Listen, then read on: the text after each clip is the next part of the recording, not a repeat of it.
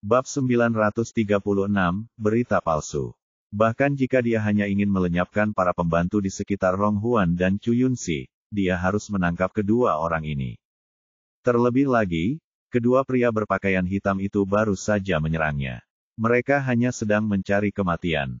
Wajah Chu Yunxi berubah saat mendengar kata-kata Lin Yu.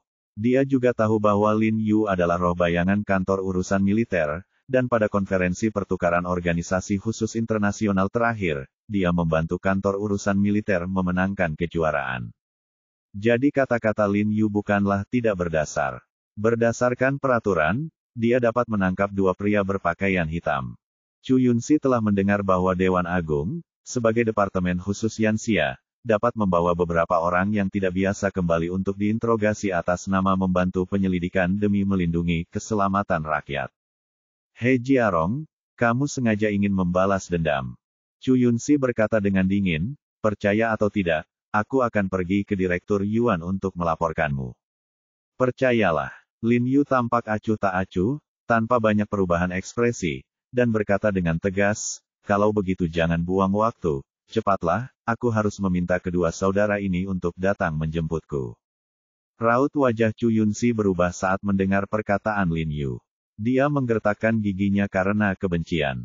Kemudian, dia berkata kepada dua pria berpakaian hitam itu, aku tidak bisa menolongmu lagi. Kalian harus berjuang sendiri. Chu Yunxi mengabaikan kedua pria berpakaian hitam itu dan berbalik untuk berjalan keluar. Kedua pria berpakaian hitam itu saling memandang dengan terkejut ketika mendengar itu. Sial, ini terlalu tidak setia. Mereka diperintahkan untuk datang dan melindungi Chu Yunxi, tetapi Chu Yunxi justru meninggalkan mereka. Faktanya, Chu Yunxi mengatakan kebenaran. Dia benar-benar tidak bisa berbuat apa-apa untuk membantu. Dia tidak tahu kungfu dan tidak bisa menghentikan He Jiarong. Lagi pula, latar belakang anak ini, He Jiarong, tidak lebih buruk darinya. Dia sama sekali tidak bisa berbuat apa-apa terhadap He Jiarong, jadi dia hanya bisa membiarkan kedua orang dari Suanyimen ini berjuang sendiri. Namun, kedua pria berpakaian hitam itu melirik Lin Yu dan sama sekali tidak menanggapi Lin Yu dengan serius. Mereka berbalik dan mengikuti Chu Yunxi keluar. Aku bilang, kamu tidak bisa pergi hari ini. Lin Yu mendengus dingin, lalu menendang kakinya dan bergegas menuju kedua pria berpakaian hitam itu dengan kecepatan yang sangat cepat. Kedua pria berpakaian hitam itu bereaksi cepat. Setelah mendengar suara Lin Yu bergegas mendekat, mereka segera berbalik. Keduanya memegang belati di tangan mereka dan menusuk wajah Lin Yu. Kejam sekali. Lin Yu terkejut, kekuatan kakinya hilang, tubuhnya tenggelam, dan dia nyaris menghindari kedua pisau itu. Pada saat yang sama, siku tangannya telah mengenai tulang rusuk kedua lelaki berpakaian hitam itu. Kedua pria berpakaian hitam itu tiba-tiba merasakan sakit, gemetar, mundur beberapa langkah, dan setelah menenangkan diri, mereka menerkam Lin Yu lagi. Pelayan di kedai kopi itu begitu ketakutan ketika melihat kejadian itu hingga wajahnya menjadi pucat dan dia langsung bersembunyi di dapur untuk memanggil polisi. Setelah menghindari serangan salah satu pria berpakaian hitam, Lin Yu tiba-tiba melintas dan bergerak ke belakang pria lainnya seperti hantu, lalu meninju punggung pria itu dengan keras. Lelaki berpakaian hitam itu mengerang kesakitan dan hendak berbalik, namun tiba-tiba tubuhnya mati rasa, seluruh tubuh bagian bawahnya kehilangan kesadaran, lalu dia terjatuh ke tanah dengan bunyi keras. Ketika lelaki berbaju hitam itu melihat rekannya terjatuh, raut wajahnya berubah. Tanpa berkata apa-apa, dia berpura-pura hendak menerkam Lin Yu lagi. Namun, begitu dia mengangkat tangannya, dia tiba-tiba mengayunkan belati itu ke arah wajah Lin Yu. Kemudian, dia berbalik, menendang-nendangkan kakinya, dan segera berlari menuju dapur belakang. Jelas dia telah melihat bahwa keterampilan Lin Yu jauh lebih kuat daripada mereka, bahkan pada tingkat yang mengerikan, jadi dia tidak punya pilihan selain melarikan diri. Lin Yu menghindari belati yang diayunkannya, meraih garpu di atas meja dengan satu tangan, dan menusukkannya dengan keras ke betis pria berpakaian hitam itu. Engah! Dengan kekuatan yang luar biasa, garpu itu menusuk tepat ke tendon Akilis betis pria berpakaian hitam itu. Ledakan, diiringi suara tumpul seperti tendon Akilis yang putus, lelaki berpakaian hitam itu terhuyung ke tanah dan menjerit. Sudah kubilang kau tak boleh lari, tapi kau ngotot cari masalah. Lin Yu mendesah pelan, lalu perlahan berjalan ke arah pria berpakaian hitam dengan tendon Akilis yang putus, dan bertanya dengan dingin, katakan padaku, apakah Sekte Suanyi telah mengirim seseorang untuk melindungi Rong Huan? Siapa yang mereka kirim? Pria berpakaian hitam itu memeluk betisnya, menggertakkan giginya, menatap Lin Yu dengan penuh kebencian, dan tidak mengatakan apa-apa. Apa yang kau lihat padaku? Bicaralah. Lin Yu menamparkan wajah pria berpakaian hitam itu dan terus bertanya, katakan padaku, apakah itu Jupiter, Merkurius, api, atau Saturnus?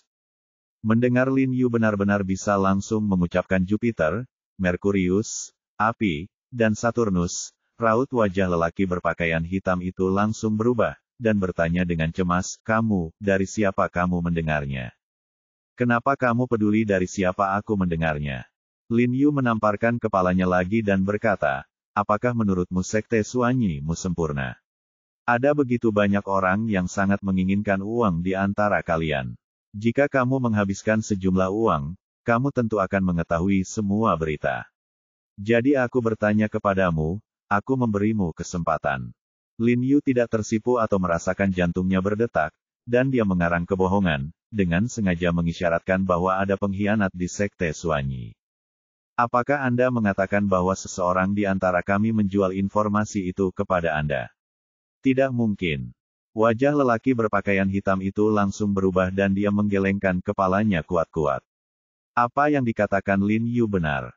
Orang-orang di sekte mereka memang sangat rakus akan uang, tetapi mereka juga tahu bahwa begitu mereka mengkhianati Sekte Suanyi, mereka akan berakhir lebih buruk daripada kematian. Inilah alasan mengapa Sekte Suanyi bersatu, karena manajemen memberi mereka efek jera yang sangat besar. Mustahil. Lin Yu mencibir dan berkata, aku juga tahu bahwa Rong Huan membawa 12 orang bersamanya ke Beijing kali ini, dan Jin Wei adalah pemimpinnya. Pria berpakaian hitam itu menjadi pucat saat mendengar kata-kata Lin Yu, dan benar-benar panik. Tahukah kamu, hanya mereka, para murid yang sudah berada di Beijing, yang tahu bahwa Jin Wei yang membawanya ke kota itu.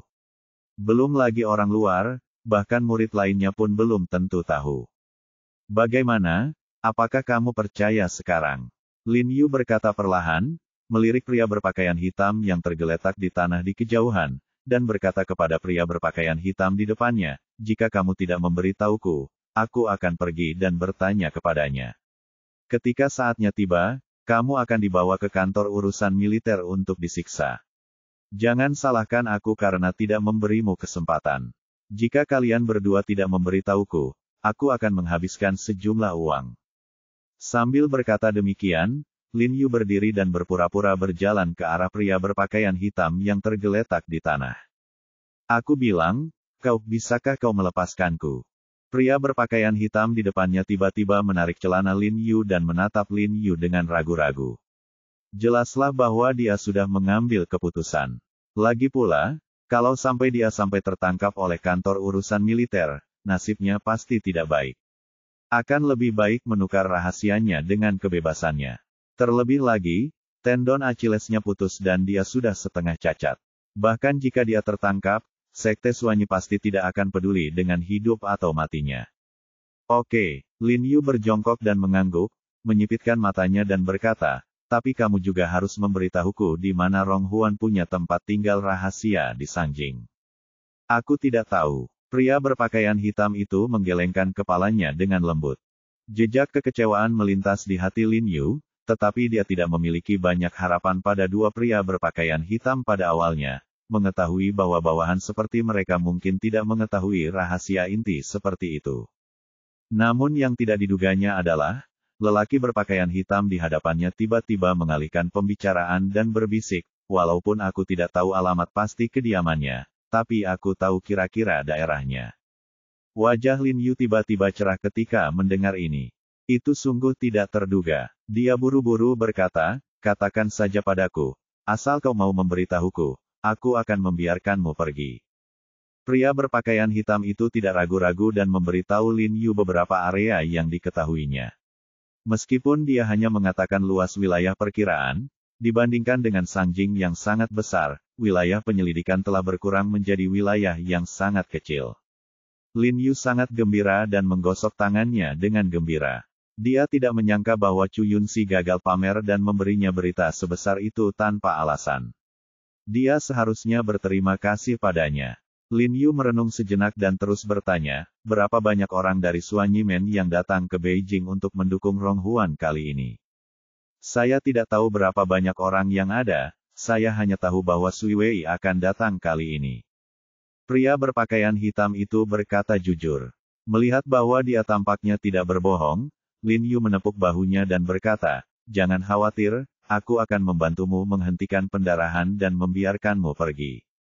Saat dia mengatakan itu, dia segera mengeluarkan ponselnya dan bersiap menelepon Han Bing untuk meminta Han Bing mempersempit ruang lingkup penyelidikan.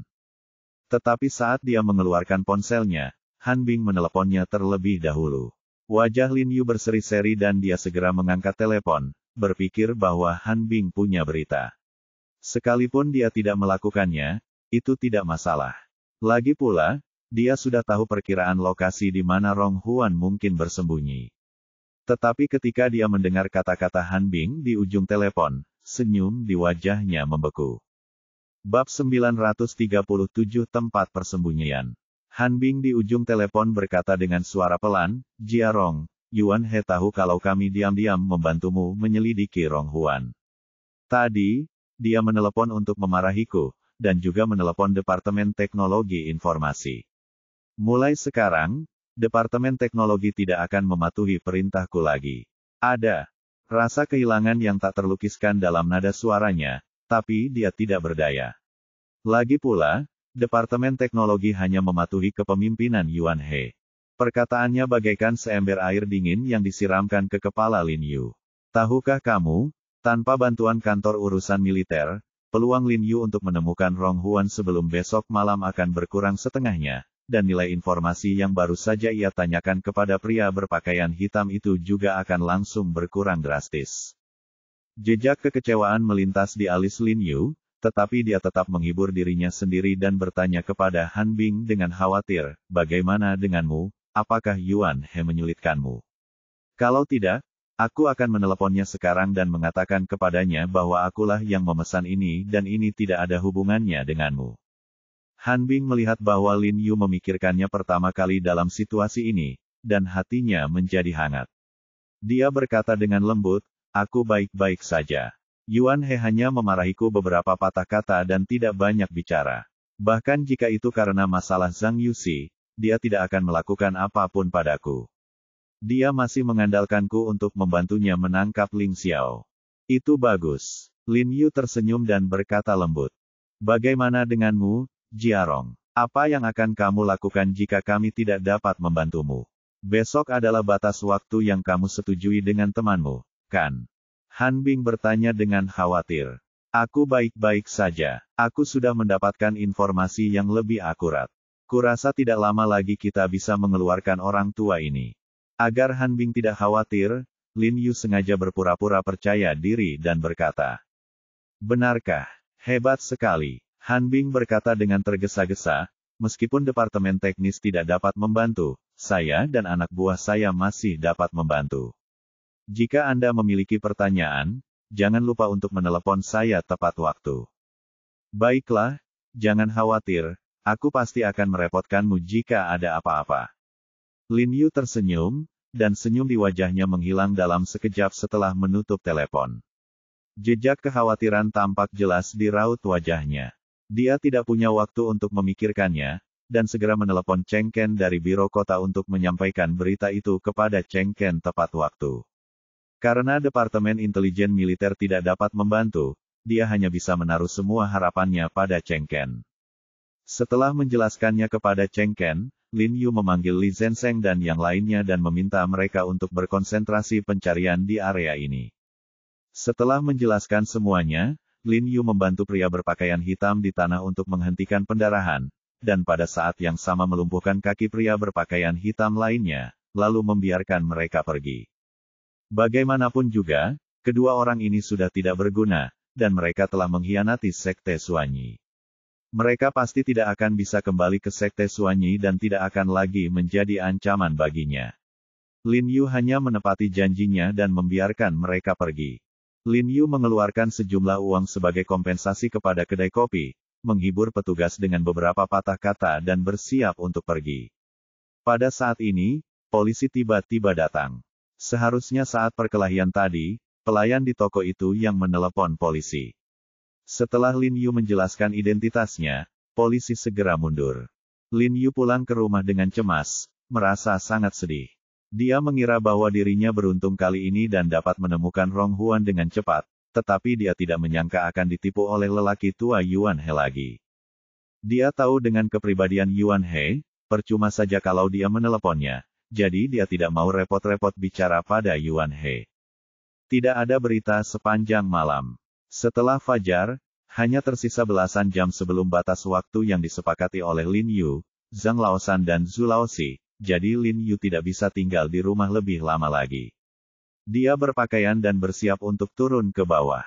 Ia juga berencana untuk berpartisipasi secara pribadi dalam operasi pencarian. Tepat saat dia turun ke bawah, dia tiba-tiba melihat dua sosok yang dikenalnya berjalan ke arahnya. Setelah Lin Yu mengenali kedua pria itu, wajahnya tiba-tiba berseri-seri dan dia buru-buru berteriak, "Saudara Zhang, Saudara Zhu." Benar saja, hanya Zhang Laosan dan Zhu Laoxi yang tersisa di antara empat raja surgawi. Namun, setelah Lin Yu meneriaki mereka, senyum di wajahnya langsung memudar. Dia tahu bahwa Zhang Laosan dan Zhu Laoxi pasti datang untuk meminta penjelasan, tetapi dia tidak menyangka bahwa masih ada lebih dari 10 jam tersisa dan mereka tidak bisa menunggu. "Kamu mau pergi kemana?" Zhang Laosan melirik pakaian Lin Yu saat hendak pergi keluar, lalu bertanya dengan nada dingin. "Keluar dan temukan Rong Huan." Lin Yu berkata jujur. "Hitung kami ikut." Zhang Laosan berkata dengan suara yang dalam. "Ah!" Lin Yu sedikit terkejut dan menatap Zhang Laosan dengan heran. Dari kata-katanya, tampaknya dia ada di sini untuk membantu. "Kami tahu kamu telah mencari Rong Huan di seluruh Sangjing selama 2 hari ini." Zhu Laoxi juga berkata, "Kakak tertua dan kedua kami sudah meninggal, jadi wajar saja kami harus mencari mereka juga. Bawalah kami bersamamu." Lin Yu menjadi gembira saat mendengar ini. Dia mengangguk cepat dan menjawab, "Oke, oke." Kemudian Lin Yu membawa mereka untuk mencari Rong Huan.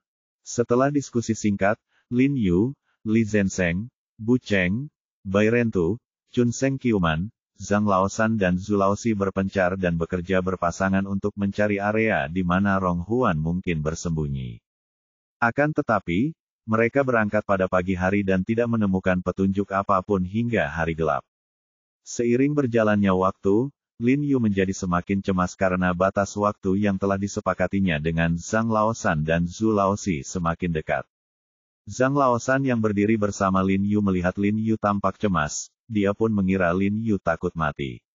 Dia melihat sekeliling dan berkata kepada Lin Yu dengan santai, "Jangan khawatir, kami berdua tidak akan mengambil nyawamu, karena nyawamu telah dipertukarkan oleh kedua saudara kami. Kamu harus hidup dengan baik." Lin Yu gemetar saat mendengar kata-katanya. Hatinya terasa seperti ditusuk duri, sangat menyakitkan. Dia mengepalkan tangannya erat-erat tanpa berkata apa-apa, dan menjadi lebih bertekad untuk menemukan Rong Huan sesegera mungkin. Seiring berlalunya waktu, tanpa disadari batas waktu telah tiba. Lin Yu hendak mengatakan sesuatu kepada Zhang Laosan, tetapi pada saat ini ponselnya tiba-tiba berdering. Melihat Cheng Ken yang menelepon, wajah Lin Yu tiba-tiba berseri-seri. Dia buru-buru mengangkat telepon dan berkata dengan cemas, "Kapten Cheng, apakah ada berita?" "Ada berita, Komandan He." Cheng Ken di ujung telepon sangat gembira, dan berkata, "Komandan He, tidak heran kita menghabiskan begitu banyak upaya untuk menemukannya. Apakah Anda tahu di mana orang ini bersembunyi?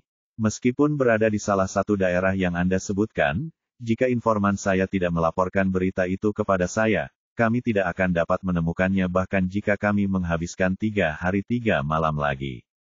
Melihat kegembiraan Cheng Ken tidak tampak palsu, Lin Yu tidak bisa menahan perasaan senang.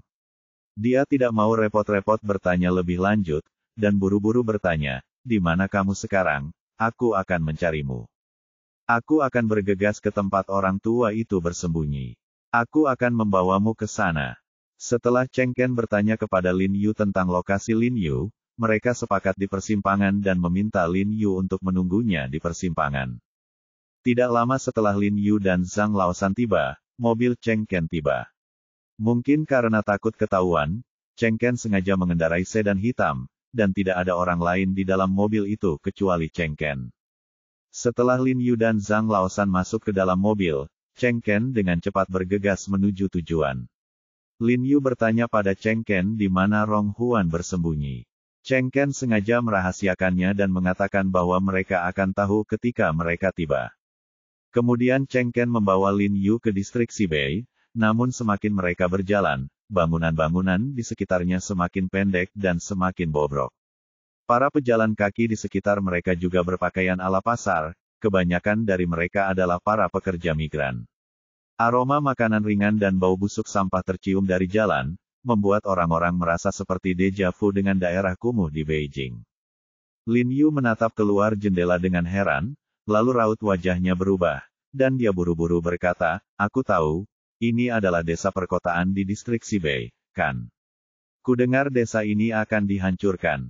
Ya, banyak bangunan perumahan di sini sudah merupakan bangunan berbahaya.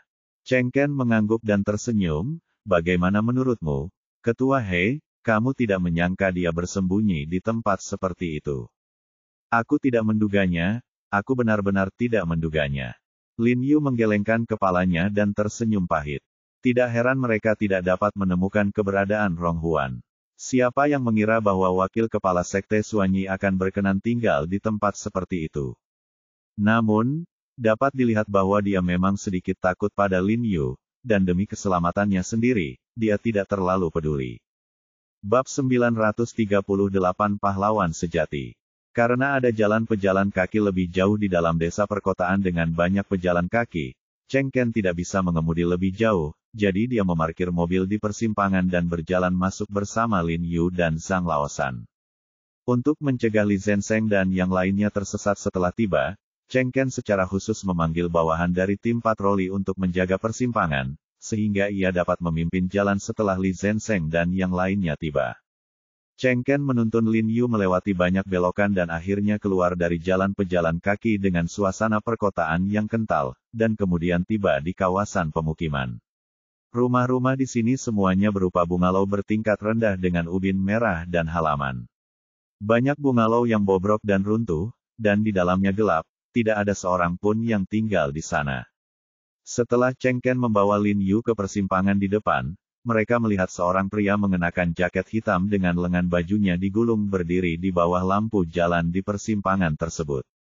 Pria itu kuat, dengan tato biru di seluruh lengannya yang terbuka dan rambutnya dicukur sangat pendek. Dia berjalan mondar-mandir di pinggir jalan sambil menghisap rokok di mulutnya. Ketika dia melihat Cheng Ken dan Lin Yu, wajahnya berubah, dan dia segera mematikan rokoknya dan berjalan cepat ke arah mereka. Kapten Cheng, Anda di sini. Pria bertato itu mendekat dan langsung menyapa Cheng Ken dengan hormat. Nah, ini Komandan He, dan ini. Cheng Ken memperkenalkan Lin Yu dan Zhang Laosan kepada pria bertato itu, tetapi dia tidak mengenal Zhang Laosan, jadi dia tiba-tiba terdiam setelah perkenalan itu. Ini Komandan Zhang, Lin Yu berkata dengan tenang. Halo, kedua komandan. Kepala besar segera mengangguk dan memberi hormat. Dapat dilihat bahwa dia sangat menghormati Cheng Ken, jadi dia juga sangat menghormati Lin Yu dan Zhang Laosan. Ini informanku, Datu, orang yang menemukan jejak Rong Huan dan yang lainnya. Cheng Ken berkata pada Lin Yu, lalu bertanya pada Datu, di mana mereka? Apakah mereka melarikan diri? Tidak, tidak. Datu berkata dengan tergesa-gesa, saya sendiri yang mengawasi mereka. Mereka tidak pergi, dan sekarang ada cukup banyak orang di halaman.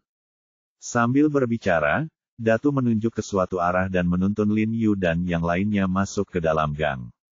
Setelah mendengar cerita Cheng Ken, Lin Yu mengetahui bahwa untuk meningkatkan kemungkinan menemukan Rong Huan, Cheng Ken tidak hanya meminta rekan-rekannya di unit untuk mencari, tetapi juga memberitahu beberapa penjahat yang dikenalnya, dan mengirim foto Rong Huan yang diberikan Lin Yu kepada para penjahat ini, meminta mereka untuk lebih memperhatikan.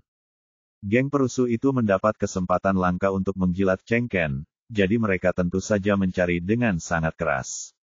Konon, ada di antara mereka yang bahkan lupa makan dan tidur, serta mencari selama 2 hari 2 malam tanpa makan dan minum. Tak disangka, langkah tak sengaja Cheng Ken itu benar-benar membuahkan hasil. Setelah pencarian gencar dari semua pihak, bos besar yang berkeliaran di daerah ini benar-benar menemukan jejak Rong Huan. Mobil-mobil yang dikendarai orang-orang ini semuanya sangat bagus, dan jumlahnya cukup banyak, tidak seperti penduduk setempat. Ketika mereka pertama kali tiba kemarin lusa, saya menjadi curiga dan merasa bahwa mereka tidak biasa. Kapten Cheng kebetulan memberitahu saya bahwa dia sedang menangkap sekelompok buronan, dan saya melihat orang-orang ini bertindak diam-diam, jadi saya merasa bahwa mereka sangat mencurigakan. Datu berkata kepada Lin Yu saat mereka berjalan, jadi ketika mereka memesan makanan, aku meminta saudaraku untuk berpura-pura menjadi pengantar makanan dan menyelinap masuk untuk mengantarkan makanan sebanyak 2 kali. Aku menemukan seorang lelaki tua di dalam, dan dialah yang ingin ditangkap Kapten Cheng. Sebagai seorang gangster besar di generasi ini, Datu bukanlah orang yang tidak punya otak, jadi dia melapor ke Cheng Ken hanya setelah memastikannya.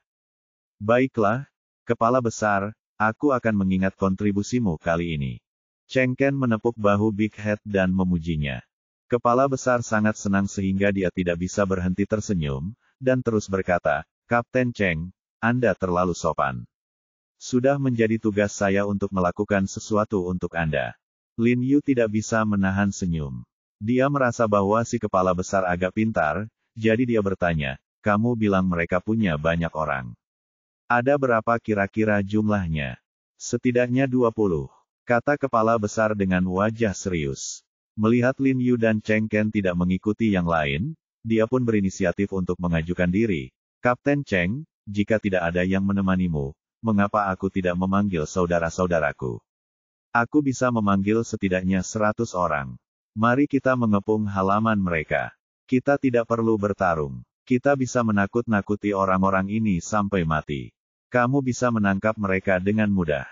Ketika Lin Yu mendengar ini, dia tidak dapat menahan diri untuk menggelengkan kepalanya dan tersenyum tak berdaya. Jangankan 100, bahkan 1000 pun belum tentu cukup untuk dibunuh oleh Sekte Suanyi.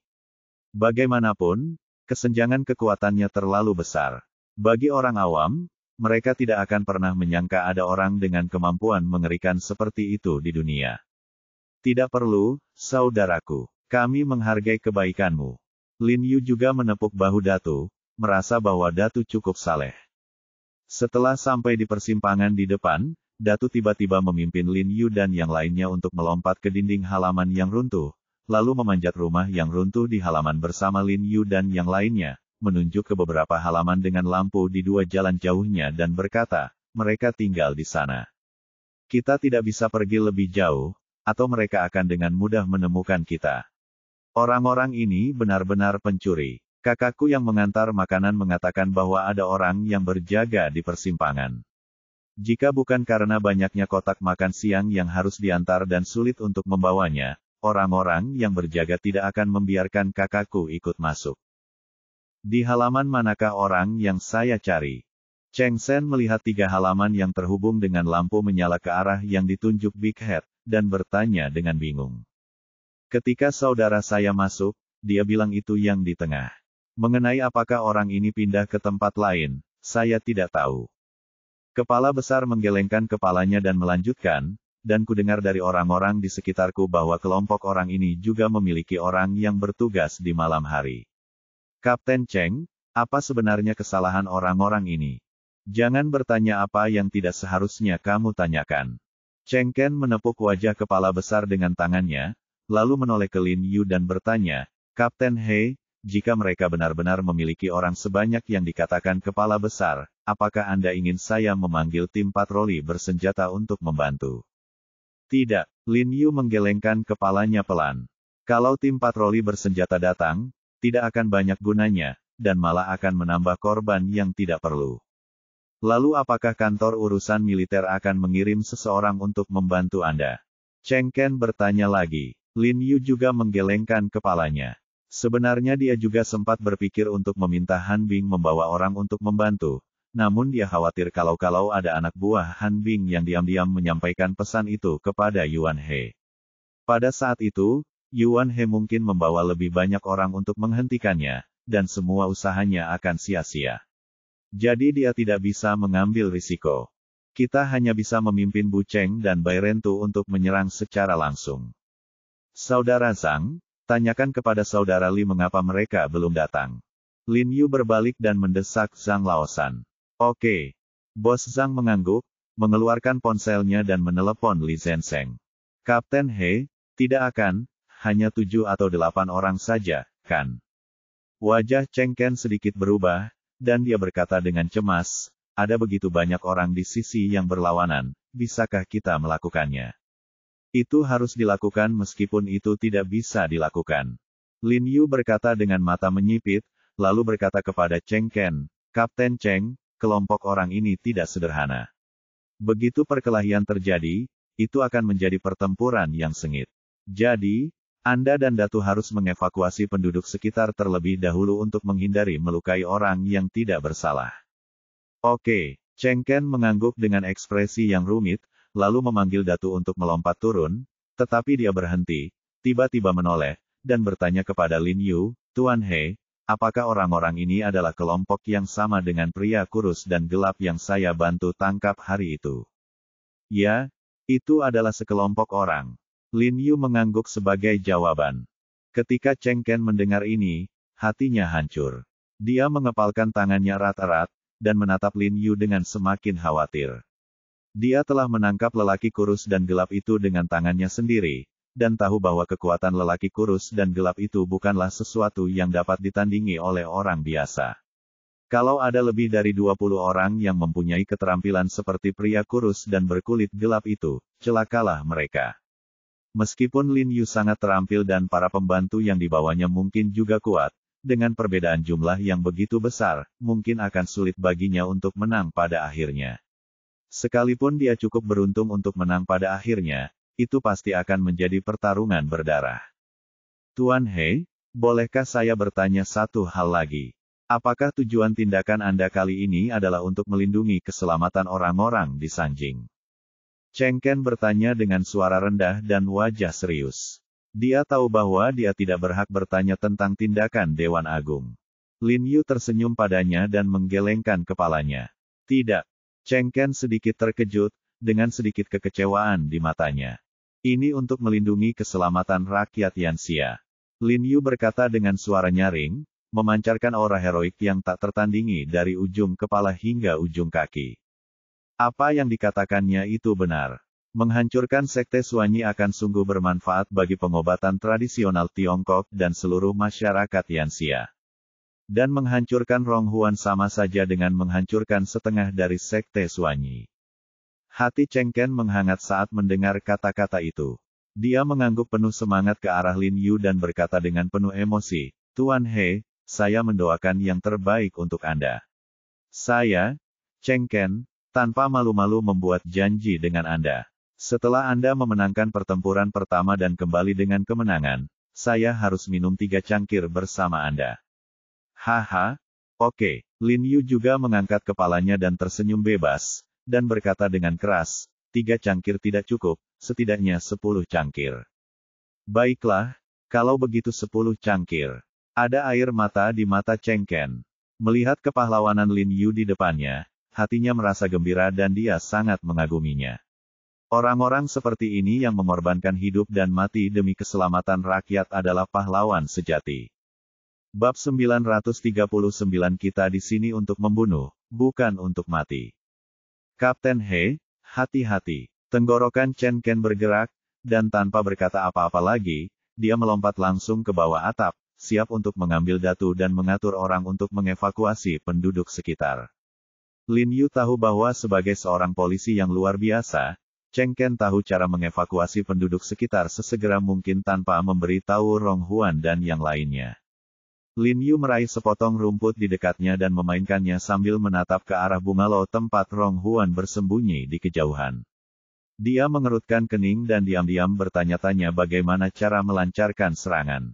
Chen Ken benar. Jika benar seperti yang dikatakan Datu, bahwa Rong Huan memiliki tidak kurang dari 20 orang di sekitarnya, maka pihak Lin Yu akan berada pada posisi yang sangat tidak menguntungkan dalam hal jumlah. Untungnya, mereka juga punya keuntungan, yaitu musuh berada di tempat terbuka, dan mereka berada di kegelapan. Setelah menunggu lebih dari setengah jam, Bu Cheng, Bai Rentu, Chun Seng, Qiuman dan Zhu Laoxi tiba satu demi satu. Karena mereka tidak berada di daerah yang sama, mereka tiba pada waktu yang berbeda. Cheng Ken memerintahkan polisi muda itu untuk memimpin jalan dan dia tidak keberatan memimpin jalan beberapa kali. Di mana Kakak Li? Kenapa Kakak Li belum datang? Dengan siapa dia sebelumnya? Lin Yu bertanya dengan bingung ketika dia melihat Li Zhensheng tidak datang. Dia bilang dia akan kembali untuk mengambil sesuatu. Zhu Laoxi berkata, dia akan segera datang. Lin Yu mengangguk, lalu menunjuk ke halaman yang terang di kejauhan dan menjelaskan situasi secara kasar kepada semua orang. Ketika mereka mendengar bahwa ada lebih dari 20 orang di dalam, wajah semua orang menjadi serius. Mereka semua adalah orang-orang yang telah mempraktikkan seni misterius dan mengetahui apa arti angka dasar yang begitu besar. Mereka tidak dapat menahan diri untuk tidak terkesan oleh kekuatan Sekte Suanyi.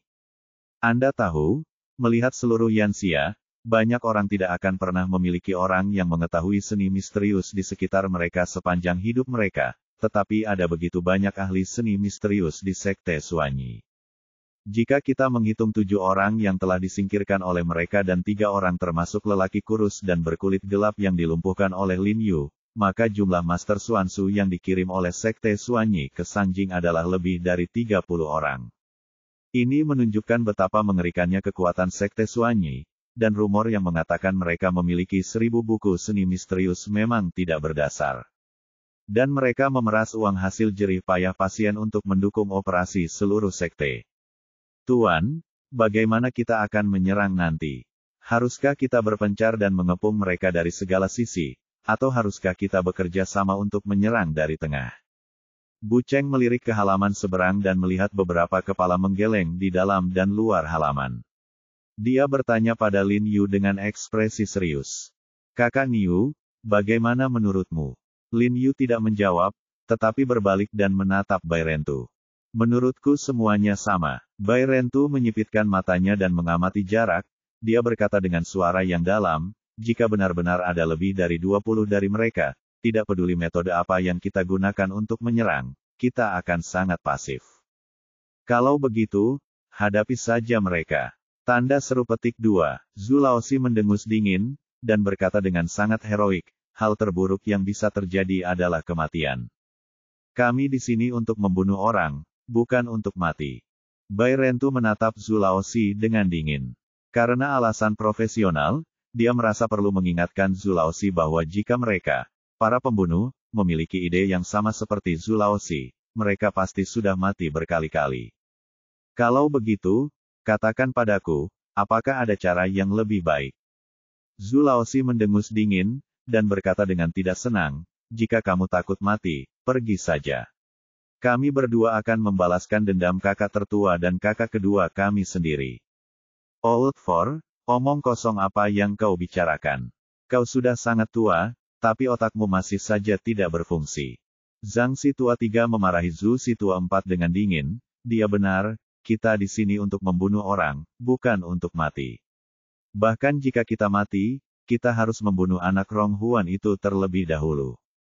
Zhu Si Tua 4 tidak berkata apa-apa lagi setelah mendengar omelan saudara ketiganya. Tuan, mengapa kalian semua bersembunyi di sini? Pada saat ini, Li Zhensheng tiba-tiba memanjat keluar dari halaman, sambil memegang sebuah benda panjang terbungkus brokat di tangannya. Melihat ini, wajah Lin Yu berseri-seri.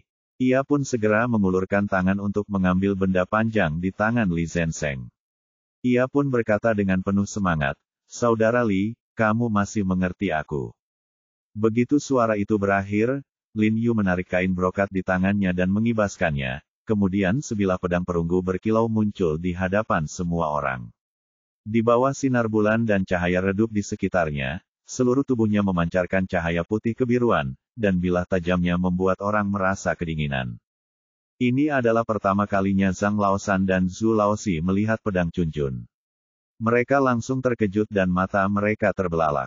Melihat ini, Lin Yu tertawa terbahak-bahak, menyerahkan pedang langsung kepada Zhang Laosan dan Zhu Laosi, dan membiarkan mereka melihatnya sesuka hati, dan berbisik kepada semua orang, "Aku punya ide."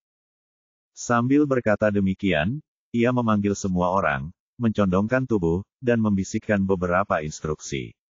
Pada saat itu, di halaman di kejauhan, beberapa pria berpakaian hitam sedang berkumpul di halaman sambil mengobrol, berbicara, dan tertawa tentang sesuatu. Memperhatikan. Pada saat itu terdengar teriakan dingin dan seorang laki-laki kurus dengan tulang pipi tinggi keluar dari ruangan. Dia tampak berusia 30-an dan juga mengenakan celana ketat hitam. Satu-satunya perbedaan antara dia dan laki-laki berpakaian hitam lainnya adalah kerah dan ujung celana ketatnya disulam dengan bentuk tetesan air dengan benang brokat biru. Dapat dilihat bahwa dia adalah penjaga air di antara 5 penjaga internal Sekte Suanyi. Setelah mendengar omelan itu, beberapa pria berpakaian hitam langsung bubar. Dengan sikap malas kalian, jika He Jiarong tiba-tiba membawa orang untuk menyerang kita, bukankah seluruh pasukan kalian akan musnah? Sui Wei memarahi dengan dingin. Baiklah, saudara ketiga, berhentilah memarahi mereka. Bukankah ada saudara lainnya yang berjaga di luar? Pada saat ini, seorang lelaki kekar keluar dari rumah. Meskipun tingginya hampir sama dengan Sui Wei, tubuhnya tampak 2 kali lebih lebar dari Sui Wei, dan wajahnya juga jauh lebih besar. Dia memiliki janggut tebal di mulut dan pelipisnya, dan dia relatif lebih tua. Gaya pakaiannya sangat mirip dengan Sui Wei, perbedaannya adalah kerah dan mansetnya disulam dengan pola segitiga dengan benang brokat emas. Dia adalah bos dari 5 penjaga dalam, Jin Wei. Saudaraku, situasinya sekarang rumit, kita harus lebih berhati-hati. Sui Wei menoleh dan berkata kepada Jin Wei dengan wajah serius, jika sesuatu terjadi pada wakil pemimpin, kita berdua tidak akan pernah bisa menebus kesalahan kita. Sesuatu terjadi. Jin Wei mendengus dingin dan berkata, ada begitu banyak dari kita yang berjaga di sini. Akan sulit bagi wakil pemimpin untuk mendapat masalah. Meskipun kita bersembunyi dengan cukup baik, He Jiarong cepat atau lambat akan menemukan tempat ini dengan pencariannya yang gila-gilaan. Sui Wei berkata dengan suara yang dalam. Sebenarnya aku agak khawatir dia tidak akan bisa menemukannya. Jin Wei berkata dengan bangga sambil mengangkat kepala tinggi-tinggi, dengan ekspresi nakal di wajahnya. Sui Wei sedikit tertegun dan bertanya dengan bingung, kakak, apa maksudmu? Kakak ketiga, apakah menurutmu aku menemukan tempat seperti itu untuk bersembunyi bersama wakil kepala hanya untuk menghindari He Jiarong? Jin Wei menyipitkan matanya dan berkata pada Sui Wei. Sui Wei mengerutkan kening dan bertanya dengan bingung, untuk apa lagi? Apa kau tidak sadar kalau bangunan di sini sudah bobrok dan jarang penduduknya, sehingga sangat cocok untuk membunuh orang? Jin Wei menyipitkan matanya, lalu bergerak mendekati Sui Wei dan merendahkan suaranya dan berkata, He Jiarong sekarang adalah musuh bebuyutan Sekte Suanyi kita. Cepat atau lambat, akan ada pertempuran antara dia dan kita. Karena dia telah mencari kita, mengapa tidak memanfaatkan kesempatan ini untuk memancingnya ke dalam perangkap? Jika saatnya tiba, kau dan aku akan bekerja sama untuk membunuhnya. Bukankah itu akan menjadi pencapaian yang luar biasa bagi Sekte Suanyi dan pemimpin Sekte Lama?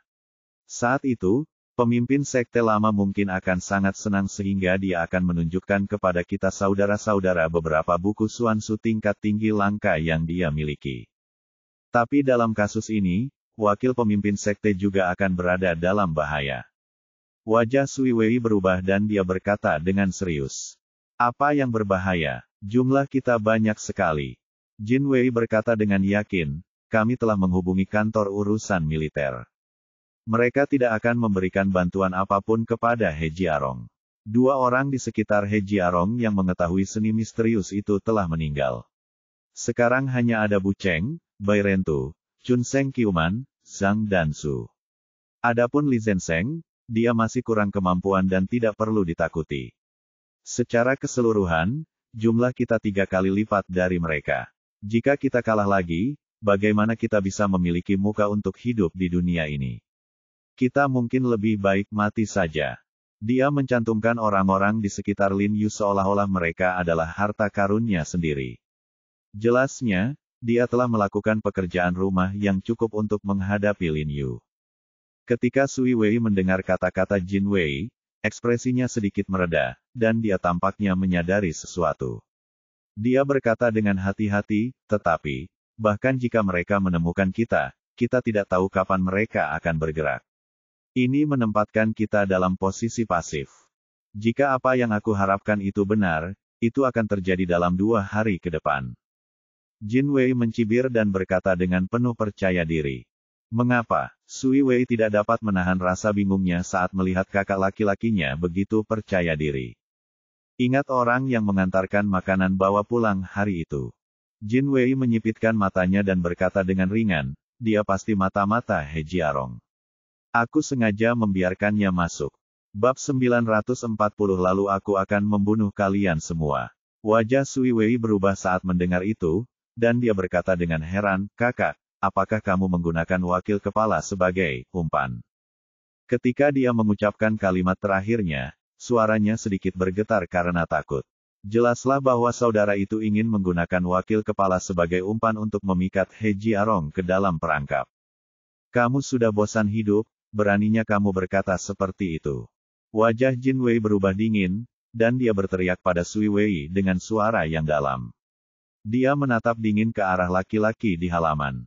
Melihat tidak ada yang memperhatikan, dia menghela napas lega dan berkata kepada Sui Wei dengan suara rendah, saya melakukan ini untuk berbagi kekhawatiran dengan ketua lama dan wakil ketua. Saya ingin menyelesaikan ancaman He Jiarong sepenuhnya untuk selamanya. Sui Wei mengerutkan bibirnya dan berkata dengan suara rendah dengan wajah cemberut, saudaraku, bahkan jika kamu ingin memikat He Jiarong ke sini, kamu dapat memindahkan wakil pemimpin ke tempat lain terlebih dahulu.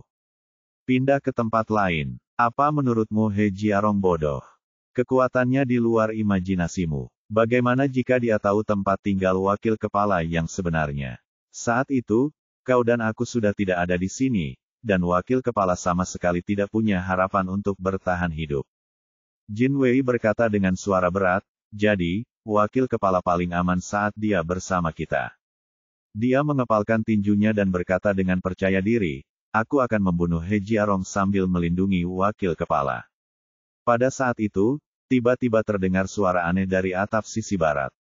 Wajah Jin Wei dan Sui Wei berubah, dan mereka melihat ke arah barat daya bersama-sama. Melihat tembok halaman menghalangi pandangan mereka, mereka berdua berlari cepat ke arah tembok halaman, lalu melompat dan cepat-cepat memanjat tembok halaman, berdiri di atas tembok dan melihat ke arah barat daya. Saya melihat sesosok tubuh di kejauhan melompat cepat ke atas atap dan tembok halaman, lalu melarikan diri dengan cepat ke arah barat daya. Di belakang sosok itu terdapat 2 bayangan hitam, yang merupakan orang-orang yang bertugas menjaga sekte Suanyi. Jin Wei dan Sui Wei sedikit terkejut ketika mereka melihat adegan ini. Mereka saling berpandangan, lalu Jin Wei berteriak keras kepada kedua bayangan hitam itu, berhenti mengejar, kembalilah. Namun mungkin karena jaraknya yang terlalu jauh, kedua bayangan hitam itu seolah tidak mendengarnya sama sekali, dan terus mengejar sosok yang ada di depan. Setelah sosok itu melompat dari atap, 2 bayangan hitam segera mengikutinya. Tidak. 2 orang idiot itu. Wajah Sui Wei langsung berubah, dia menyadari ada sesuatu yang salah dan tahu bahwa kedua orang ini telah jatuh ke dalam perangkap. Kemudian dia membungkukkan badannya dan berpura-pura mengejar kedua orang itu, namun Jin Wei tiba-tiba memegang bahunya dan berteriak dingin, kau tidak mau kembali lagi. Sui Wei menggertakkan giginya saat mendengar itu, lalu melirik sekelilingnya dengan dingin dan berkata dengan suara yang dalam, kau benar, He Jiarong benar-benar datang hari ini. Bagus. Kita tidak perlu menunggu lebih lama lagi. Jin Wei menjilat bibirnya dan berkata dengan suara rendah.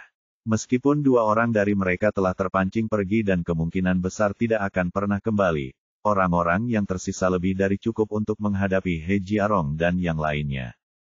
Pada saat ini, ada pergerakan tiba-tiba dari timur laut. Ekspresi Jin Wei dan Sui Wei berubah lagi. Mereka berbalik dan naik ke atap dengan tergesa-gesa. Mereka melihat ke arah timur laut di sepanjang atap dan melihat bahwa situasinya sama seperti di barat daya tadi.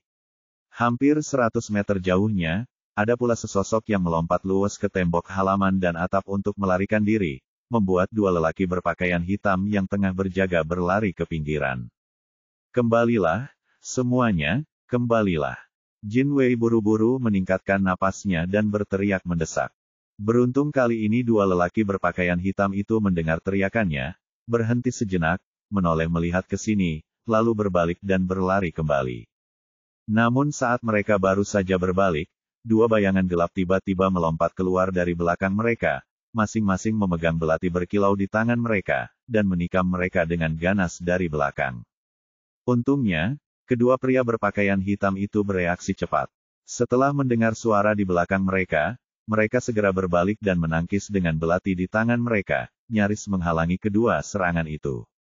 Namun, yang tidak pernah mereka duga adalah bahwa pada saat ini, dua tangan tiba-tiba muncul dari atap di bawah kaki mereka, menghancurkan batu bata dan ubin dengan ledakan dan terentang, dan masing-masing tangan memegang belati, yang secara akurat memotong urat kaki mereka.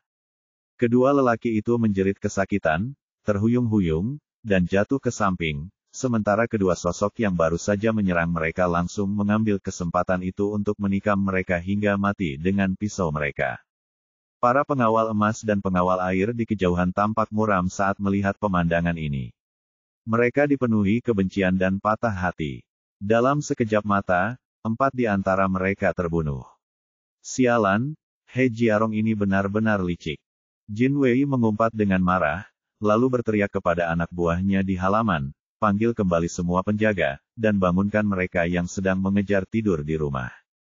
Musuh sudah menyerang, bersiaplah untuk bertarung.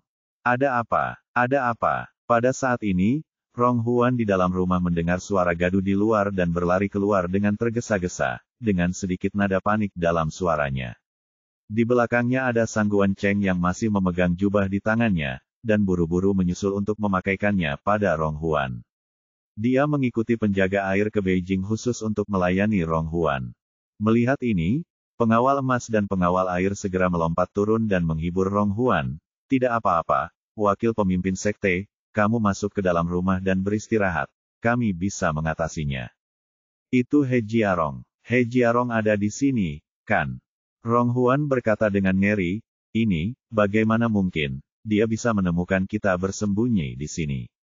Awalnya dia mengira Lin Yu tidak akan bisa menemukannya bersembunyi di tempat seperti itu, setidaknya dia tidak akan bisa menemukannya secepat itu. Maka ketika dia melihat orang-orang Lin Yu menyerang, dia pun terkejut dan ketakutan.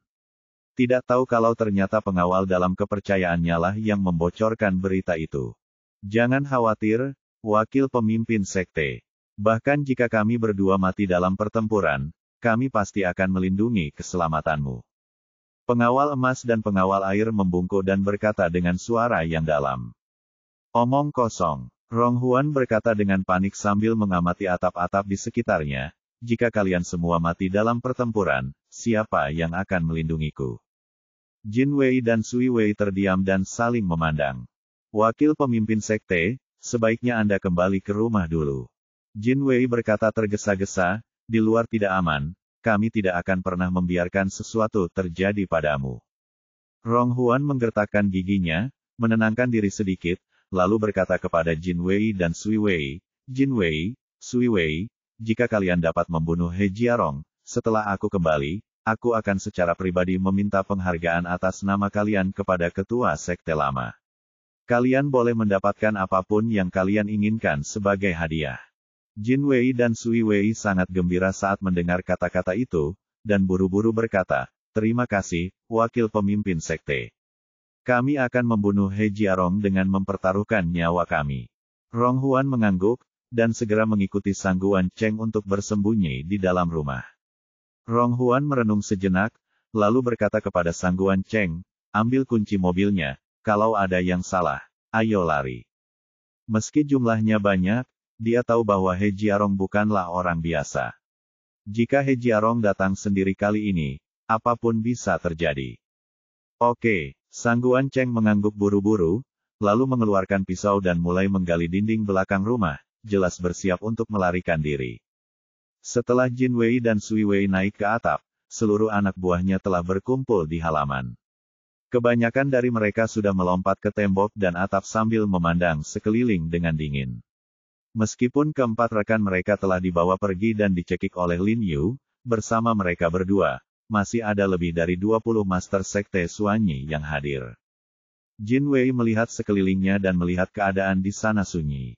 Cahaya bulan menyinari batu bata dan ubin, bagai lapisan es putih. Angka-angka yang tadi telah menghilang. Dia tidak bisa menahan tawa dingin dan berkata dengan keras, "Hei Jiarong, keluarlah, aku tahu kamu ada di sini." Setelah dia berteriak demikian, keadaan di sekitarnya masih sunyi, tidak ada tanda-tanda siapapun. Jin Wei mencibir dan berkata, "Kenapa, kau mau jadi pengecut? Biar ku beritahu, kau tidak perlu memikirkan konspirasi atau tipu daya apapun. Kita semua berkumpul di sini sekarang, dan wakil pemimpin kita tinggal di rumah ini. Jika kau ingin menyakiti wakil pemimpin kita, hanya ada satu cara, yaitu membunuh kita semua terlebih dahulu." "Oke," suara yang lantang terdengar saat itu, "kalau begitu aku akan membunuh kalian semua satu persatu." Begitu kata-kata itu terucap, terlihatlah sesosok tubuh agak kurus berdiri di atap sebuah rumah tinggi di seberangnya, dengan pedang panjang di tangannya, ujung pedang menyentuh tanah, dan kedua tangan digagangnya. Di bawah sinar bulan, dia tampak sangat agung.